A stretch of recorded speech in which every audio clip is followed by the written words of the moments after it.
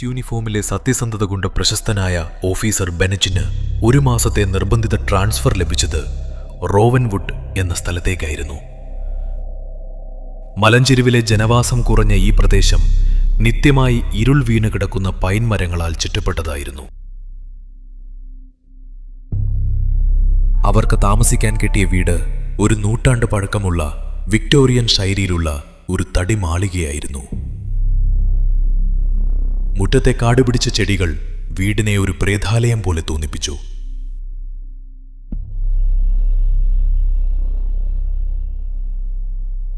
അകത്തേക്ക് കയറിയപ്പോൾ മേരിയുടെ മുഖം വിളറി. കാരണം വീടിന്റെ തറയിലും ചുവരുകളിലും ചീഞ്ഞ മഞ്ഞിന്റെ ഗന്ധം തങ്ങി നിന്നിരുന്നു. മേരി പതിഞ്ഞ സ്വരത്തിൽ പറഞ്ഞു, ഇതൊരു സാധാരണ വീടല്ല ബെനറ്റ്. ഇവിടെ എന്തോ ശരിയല്ല.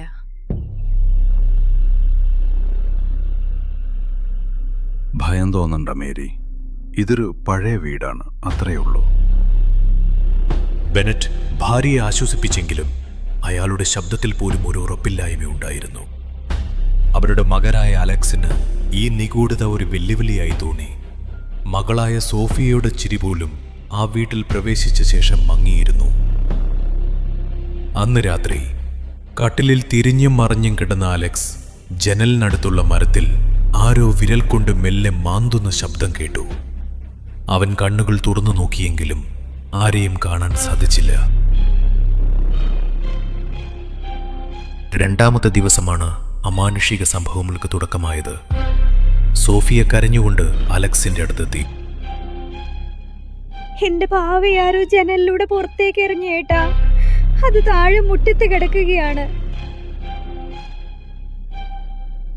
അലക്സ് താഴെ പോയി പാവയെ എടുത്തു. അവിടം തീർത്തും വിജനമായിരുന്നു. ഉച്ചവെയിലുണ്ടായിരുന്നിട്ടും വീടിന്റെ പിൻവശത്തെ ആ ഭാഗത്ത് ഒരു അസാധാരണ തണുപ്പ് അനുഭവപ്പെട്ടു. ആ വീട്ടിൽ ആദ്യമായി സോഫിയ കളിക്കാൻ തുടങ്ങിയതും ഈ ഭാഗത്തായിരുന്നു. അങ്ങനെ സംഭവങ്ങൾ ഓരോന്നായി തുടർന്നു. മേരി അടുക്കളയിൽ നിൽക്കുമ്പോൾ പാത്രങ്ങൾ തനിയെ വീഴുന്നു. ബെനറ്റ് രാത്രി ഡ്യൂട്ടിക്ക് പോകുമ്പോൾ വീട്ടിലെ ബെൽ ആരോ അടിക്കുന്നു. എന്നാൽ വാതിൽ തുറന്നാൽ ആരെയും കാണുന്നില്ല. അലക്സിന്റെ ലാപ്ടോപ്പ് ഓൺ ചെയ്യുമ്പോൾ ഒരു പഴയ റേഡിയോ സ്റ്റേഷനിൽ നിന്നുള്ള നിലവിളികൾ മാത്രം കേൾക്കുന്നു. ഒടുവിൽ ബെനറ്റ് പോലീസിലെ പഴയ രേഖകൾ പരിശോധിച്ചു. 50 വർഷം മുൻപ് ഈ വീട്ടിൽ നടന്ന ഒരു ദുരന്തം, തീമ എന്ന യുവതിയുടെ ദുരൂഹമായ ആത്മഹത്യ. ആത്മഹത്യയല്ല, അതൊരു കൊലപാതകമാണ് എന്നാരോ ആ ഫയലിന്റെ മാർജിനിൽ ചുവന്ന മഷി കൊണ്ട് എഴുതിയിട്ടുണ്ട്. തീമയുടെ കഥ റോവൻവുഡിലെ പഴയ ആളുകൾക്കിടയിൽ ജീവിക്കുന്ന ഒരു ദുരന്തമായിരുന്നു. അവൾ അനാഥയായിരുന്നു. ഫാദർ എബ്രഹാം എന്ന കർക്കശക്കാരനായ ഒരു പുരോഹിതനാണ് അവളെ വളർത്തിയത്. ഫാദർ എബ്രഹാമിന്റെ കടുത്ത നിയമങ്ങൾക്കിടയിൽ തീമ മൈക്കിൾ എന്ന ചെറുപ്പക്കാരനുമായി പ്രണയത്തിലായി. അത് ഫാദർ എബ്രഹാമിന് സഹിക്കാൻ കഴിഞ്ഞില്ല. ദൈവത്തിന്റെ ഇഷ്ടത്തിന് വിപരീതമാണ് ഈ ബന്ധം. നിനക്കിനി അവന്റെ അടുത്ത് പോകാൻ കഴിയില്ല. ഫാദർ എബ്രഹാം തീമയെ തടഞ്ഞു.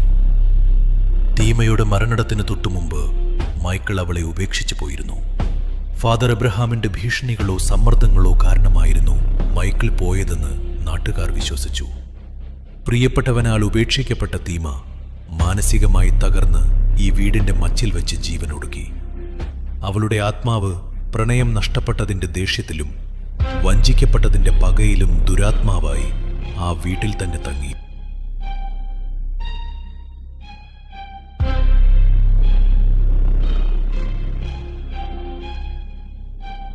ഒരു രാത്രിയിൽ കട്ടിലിൽ കിടന്ന അലക്സിന്റെ മുകളിലൂടെ ഒരു തണുത്ത നിഴൽ ഒഴുകി നീങ്ങി. അലക്സ് പേടിച്ചെഴുന്നേറ്റു. കാരണം ആ നിഴലിന് നീളമുള്ള മുടിയും വെളുത്ത വസ്ത്രവുമുള്ള ഒരു യുവതിയുടെ രൂപമുണ്ടായിരുന്നു. അലക്സിന് മനസ്സിലായി, തീമയുടെ പക പുരുഷന്മാരോടും നിഷ്കളങ്കരായ കുട്ടികളോടുമാണ്.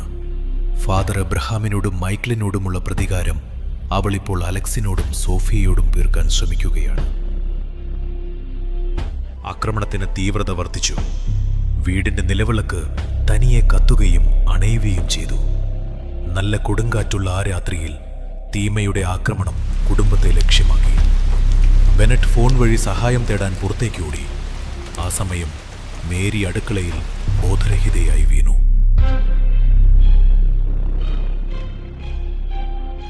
തീമ സോഫിയയുടെ മുറിയിലേക്ക് കയറി.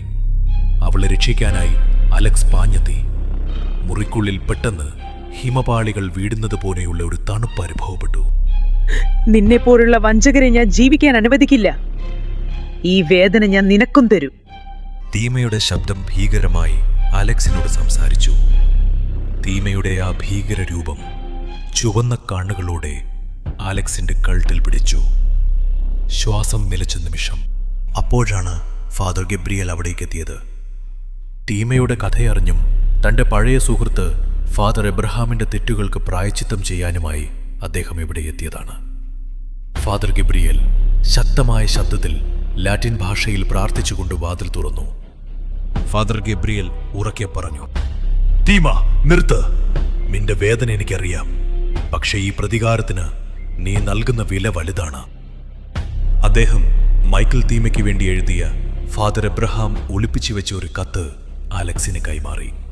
മൈക്കിളിന് അവളെ ഉപേക്ഷിക്കേണ്ടി വന്നത് ഫാദർ എബ്രഹാമിന്റെ ഭീഷണികൾ കാരണമാണ്, അല്ലാതെ അവൻ അവളെ ഇഷ്ടമില്ലാഞ്ഞിട്ടല്ല എന്ന് അതിൽ വ്യക്തമായിരുന്നു. മൈക്കിൾ അവളെ എന്നേക്കും സ്നേഹിച്ചിരുന്നു. സത്യം തിരിച്ചറിഞ്ഞപ്പോൾ തീമയുടെ ദേഷ്യം കെട്ടടങ്ങി.